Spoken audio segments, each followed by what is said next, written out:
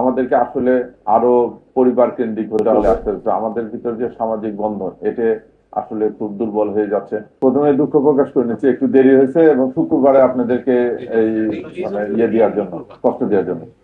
প্রিয় সাংবাদিক বৃন্দ, আপনারা অবগত আছেন যে বৃহস্পতিবার 2রা জুলাই রাত অনুমানিক 9টা 20 ঘটিকা ময়মনসিংহ জেলায় ঈশ্বরগঞ্জ থানাধীন সাহেবনগর এলাকায় অভিযান পরিচালনা করে তাদেরকে গ্রেপ্তার করা হয়।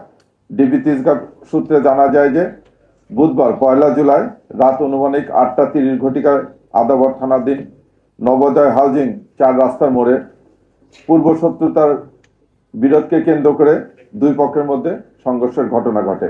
এই সময় দুর্বৃত্তদের ধারালো অস্ত্রের আঘাতে Navodaya housing society unit BNP সাধারণ সম্পাদক মোহাম্মদ আবুল বাশার ও সাদ্দাম হোসেন গুরুতর আহত হন। আহতদের প্রথমে শহীদ সোহরাওয়ার্দী মেডিকেল কলেজে হাসপাতালে নেওয়া হয়, পরে উন্নত চিকিৎসার জন্য ঢাকা মেডিকেল কলেজ হাসপাতালে স্থানান্তর করা হলে চিকিৎসাধীন অবস্থায় রাত আনুমানিক 11টা 30 ঘটিকার দিকে আবুল বাশার মারা যান। আহত সাদ্দাম হোসেন বর্তমানে চিকিৎসাধীন রয়েছে। প্রিয় সাংবাদিকবৃন্দ, ডিবি তেজগাঁও বিভাগ সূত্রে আরো জানা যায় যে ঘটনার পর সিসিটিভি ফুটেজ বিশ্লেষণ, গোয়েন্দা তথ্য ও প্রযুক্তির সহায়তায় ডিবি তেজগাঁও বিভাগ আসামিদের অবস্থান শনাক্ত করে। পরবর্তীতে বৃহস্পতিবার 2রা জুলাই রাত অনুমানিক 9টা 20 ঘটিকার সময় ময়মনসিংহ জেলার ঈশ্বরগঞ্জ থানাধীন সাহেবনগর এলাকায় অভিযান পরিচালনা করে তাদেরকে গ্রেপ্তার করা হয়। প্রাথমিক জিজ্ঞাসাবাদে জানা যায় যে সোমবার 29শে জুন রাতে বিশ্বকাপ উপলক্ষে ব্রাজিল জাপান ম্যাচ দেখা এবং বাঁশি বাজানোকে কেন্দ্র করে স্থানীয়দের মধ্যে বিরোধের সৃষ্টি হয়। এই বিরোধের ধারাবাহিকতায় বুধবার রাতে নবোদয় কাঁচাবাজার সংলগ্ন ডি ব্লকের 1 নম্বর সড়কে অনুষ্ঠিত একটি সালিশ বৈঠকের শেষ পর্যায়ে পুনরায় সংঘর্ষের ঘটনা ঘটে। এতে আবুল বাশার ও সাদ্দাম ধারালো অস্ত্র দ্বারা গুরুতর আহত হন।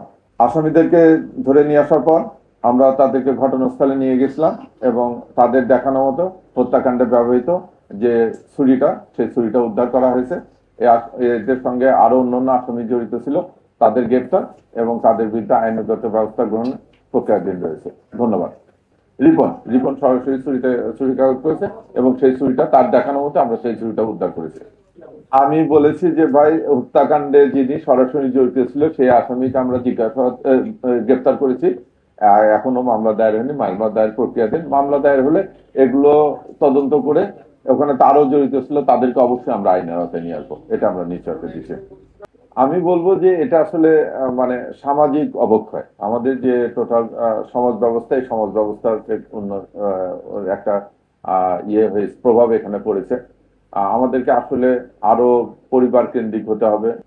আমাদেরকে আসলে আরো পরিবার কেন্দ্রিক হতে হবে। আমাদেরকে আসলে আরো পরিবার কেন্দ্রিক হতে হবে। আমাদেরকে যেটা বলতেছে যে আমাদেরকে সামাজিকতার ভিতর চলে আসতে হচ্ছে। আমাদের ভিতর যে সামাজিক বন্ধন এটা আসলে খুব দুর্বল হয়ে যাচ্ছে। আমরা দেখেন যে আগে আমরা ছোটবেলা যেখানে ছিলাম, যে আমরা সব আত্মীয় স্বজন এক জায়গায় হলে আমরা চাচাতো মামাতো খালাতো ভাই বোনের সঙ্গে তখন খেলাধুলা করতাম, গল্প গুজব করতাম। আমাদের পরীক্ষার পরে, বন্ধের পরে একটা উৎসব ছিল। কিন্তু এখন হয়ে গেছে কি, আপনি 4 জন কাজিনকে এক জায়গায় বসে দেন, 1 মিনিট কথা বলার পর 4 জন 4 রকম করে মোবাইল টিপতেছে। তারপর খেলার স্কোপও কমে গেছে। আপনি জানেন যে বর্তমান সরকার ব্যবস্থা নিয়েছে যে আমাদের স্কুল কলেজে মাঠ থাকতে হবে, এলাকায় এলাকায় যে খেলার মাঠগুলো, এই খেলার মাঠগুলো সচল করতে হবে। ওনারা উদ্যোগ নিয়েছেন মানে ক্রিয়াটাকে আরো জোরদার করার জন্য। তা আমাদের এই খেলাধুলার মাধ্যমে অন্যান্য সামাজিক কর্মকাণ্ডের মধ্যে আমাদের ভিতরে পরস্পরের যে বন্ডেজ, পরস্পরের যে আত্মার আত্মীয়তা, এটা বাড়াতে হবে। এটা না বাড়ালে এই সমাজের অবক্ষয় রোধ না করা গেলে আমরা অধৈর্য হয়ে যাব। আমরা কারোর প্রতি কারো মমতাবোধ থাকবে না। এই মমতাবোধ না থাকার পরে আমরা অসহিষ্ণু হয়ে যাবো। ছোটখাটো ঘটনা থেকে আমরা এরকম ঘটনা ঘটবে, এটা আমাদের